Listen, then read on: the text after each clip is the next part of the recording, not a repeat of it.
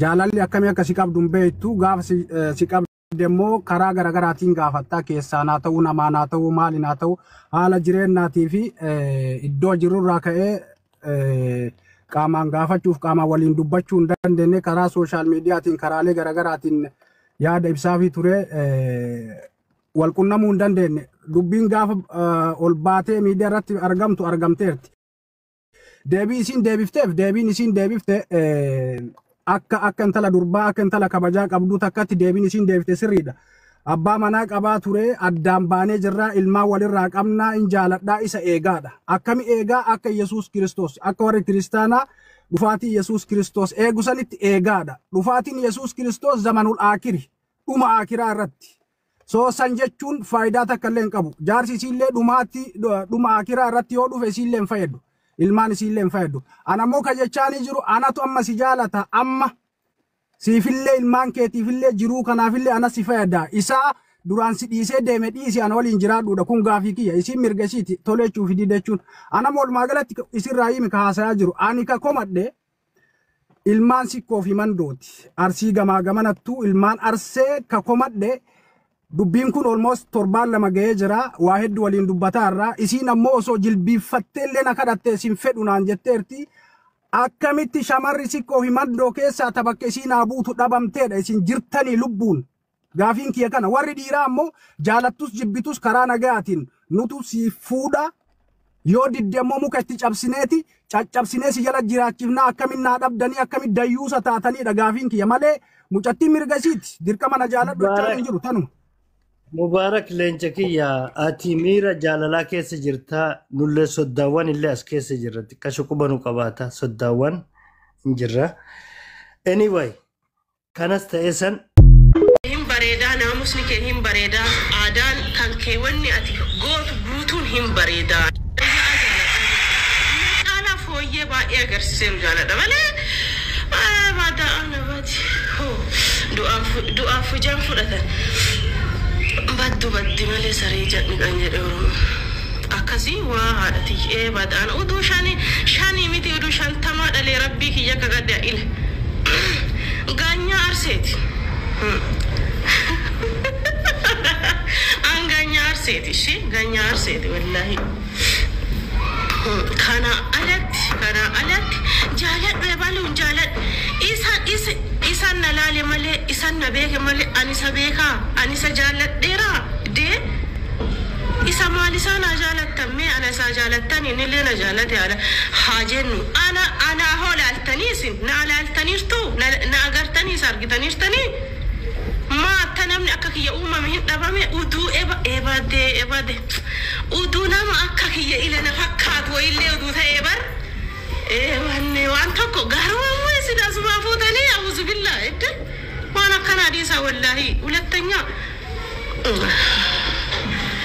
hafu akkana hafa malee jechuu hafu akkana hafa malee wallahi hafu abdimaa akkuma jedhe san abbama manaa kiyya maqama isaatiin dhayamaa jiraadha malee maan rakkadhe akkana yoo taa'e walla gosti isaa akkatti na jaalattu warri isaa akkamitti akka na jaalatan ijoollee isaa bar faranjii fakkeessitee guddisaatti naan jedhan dhugaara akkamitti akkana kabajjan kanaafuu akkanatti taa'u sawwayya malee yookaan yoo maqaan illee nama badee yes banadhaa seena yoo maqaan illee nama bad mishaa waliin gaarii waliin maqaan nama badu wayya baalee baargama fuutanii akkana waliin manxasuu kana dhiisa kalaas dhiisa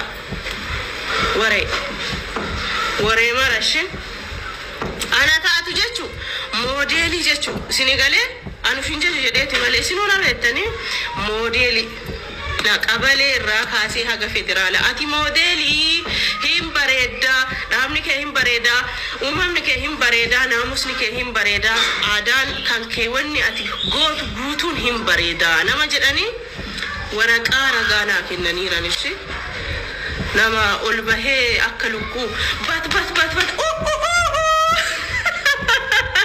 nama jedhu fuutanii qotobatti darbuuf taatanii waan lafaan fadanii argattanii doomaan siniishi rakkadhe jedhemu daaree jedhee si rakkisemu inti anuu dubartii cimtuu dubartii strong lady dubartii womaafuu bakka hin kennine Sigale abbaan dhufe deeme abbaan dhufe. Thank you very much.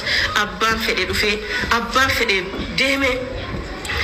Sigale wamaafu kabakkallaan nama abdiin kutanneedhaan ana jechuun sinigale nama abdiin kutan nama waan jirutti gammadu nama waan jiru boru kana qabu adda kana qaba iftaan ammoo kana qabaadha jedhee nama halkanii guyyaa hojjetuudhaan malee dubartii dhiirri wayii jaalateef jaalattuullee miti dhiirri wayii na biraa deemeefillee dubartii boottee isin rakkistee jettuu miti jechuudha.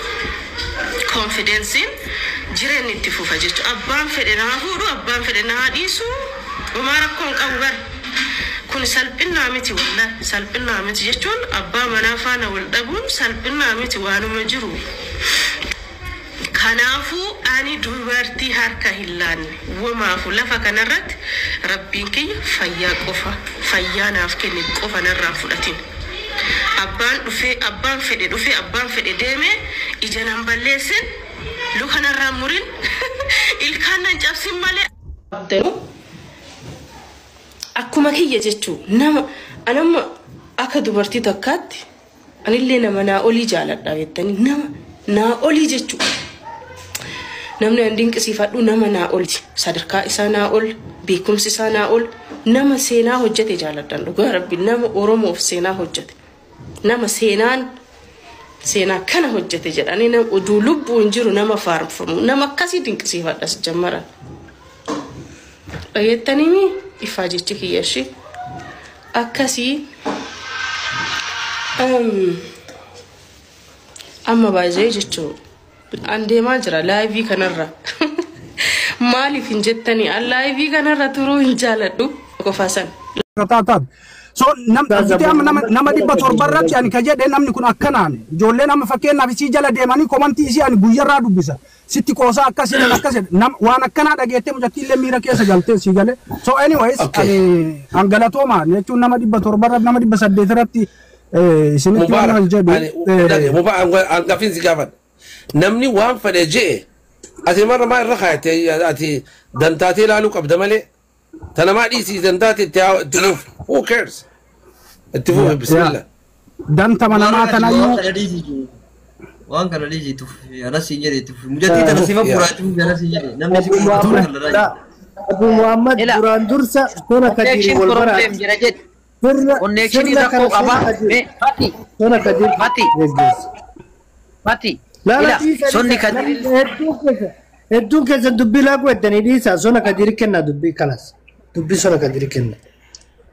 Tole gaafii gaafatame xumureetii sonaaf kennitanii sona nama sirnaatii nama dubbiillee beeku gaafii isin na gaafattaniif ni qoostamoo dhugaadha siireesiidha wanni amma quxumni jettillee kanuma wanni ani irraa dubbadhellee namoota hedduutu kanan beekne ka viidiyoo makiya laalanii ni qoosaa si taphataa jira jedhanii viidiyoolee waan akkasiisan waan argituuf akka waan anjoo godhaa ruutitti fudhattee dhugaa qabdi isin so namni jireenya namaatitti qoosu viidiyoo kiyya irratti ani qoosachuun jireenya kiyya guutuun qoosaa dur wayyaaneen akkana ta'a.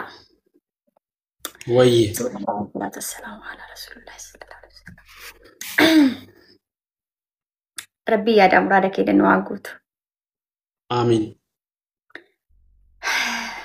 Rabbi nagaa maatii waatii kennan nu agalchu. Amin. Rabbiin haadhaaf abbaa keenyallee umriin waa dheeressu. Amin. Kan du'aniiraniif Rabbiin ollaa nabiyyi keenyaa nu haa ciibsu. Amin. Ya salam. Jadisika. Rabbiin dunya akiraallee nu haa milkeessu. Amin. Waa'ee keenyatti maqi. Qoy kaadhumarraa kenna gudii agartaa. Tanaama du'aa dhugaa kadhachaa qolu. Rabbii waan hojjenne keessa xiqqoo hojjenne keessa barakaan waa kaa'u. Amin. Guddoo hojjenne ammoo hafii godhii nama sadaqatee masgiida Rabbii ijaaree hiyyeessa ittiin qarqaaree sadaqaa Rabbiif jecha sadaqataa jiraatu Rabbi nu haa taasisu. Amin. Amin. Amin. Yaa Rabbi kiyya waan biraa hin saalfadhaa. A'uuzu billah waay. Keenya amma dhageeffadhu. Abbo qorataa. Rabbiin niitii taatu. Niitii akka Aishaa. Tabultii kan ki gadhaabdu. Ta qalbii kan kee kanallee ulii gadi atiin taaninillee akkana jettu tana. Gassi dhaabdee ilmaan babbareede sirraa hortee jireenya bareedu anuma akka ishaanaa godhu jedhi kadhadhu amma waan biraa dhiisi. Anuma akka ishaanaa godhu yaara. Ani biiftuudha malee araata karaati miti. Araata miti hey araataan jedhan kan maqaan beenne ne jalaa goor hey ne jalaa goor jedhan araata biyya keenya dur. Du'aa jalli isaati dabar an du'aa kanaa minin jedhu anuma akka ishaanaa godhu jedhi.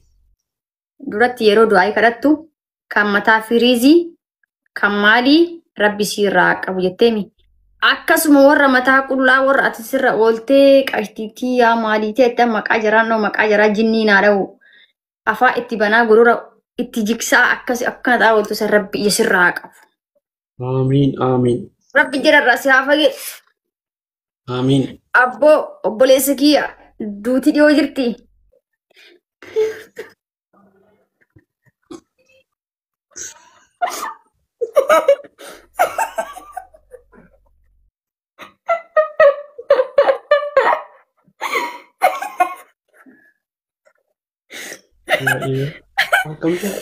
Akkam Sayyidina Umar tokko natti fakkaate. Sayyidina Umar jennaan namicha tokko jiru beektaa oora gahe. Sayyidina Umar itti moggaafamanii masaaqula wayi baatanii deemu biyya keenya. Sagalee isaan fagoodhaa du'aa kadhatanuu fagootti aamin jedhama. Atamma keessa darbitee isa yoo harka faffacaasu akka waan nama dha'u jedhanii beektaa. Ati bara na kabaluu maafinsee bara harka akkana goote bara akkan iyyuu cufaan kaballaacha'u namatti godhe adda namaa keessa dha'e taambaaraa taaraa jedhu sana goote bara. Dhaggeeffatu du'aayin xumure. Ajandaa mitiidha kun akkana du'aa akkana qabatan. Natti kaate bar du'aa godhaadhatti wayi na sodaachifte sagalee ol kaafte.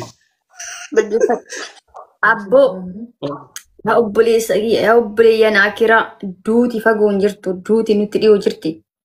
Atillee ilmi dhalaa qullaa waliin achi utaalaa ooltee tarii sa'aatiin salaata kan keetii azaanamee sitti ga'e sirra darbu rabbii waan kanarraa ija si haa qabu.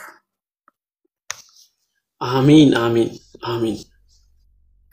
Abboo duuti mataan dhuftu duuti mari'ataan dhuftu sa'aatiif sekondii hin heeddu si keessaa sa'aatis oduu jara akkana laaltu si keessaa ba'uu dandeetti yoo guyyaan kan kee dhume rabbiin nama kee hiriirra waan gaarii dalagataa. Du'u rabbiin nu haa taasisu wallaahi dhuguma jedhaarama. Ati hoo warri jettaniif ambaayizawee dhugaa dubbachuuf baay'ee sodaadha du'a baay'ee sodaadha. Maali waan iccitii keessa hin beekne namni akkanumaa naansaadhaa baran. Okay. Achibooda hoo isaa kana walloltanii ila kooyi osoo isa wajjin jirtu waan kana dalan isaan addaan baachee dalay jechuutu waan kana. Yaani mungkin dadhabina jaarsa fayyaatiif jalaa deemee osoo hin taane anaaf inni namni beekuun beeka jireenya keessa wallolaa turre kalas adda baane waggaa tokko jechuun anaaf inni erga baane. Dubbiin kun egaa taa'ame immoo baatii sadii. Mucayyoon zinaa dalagdee ajjeefamuu qabdi. Mucaan zinaa dalagee ajjeefamuu qaba.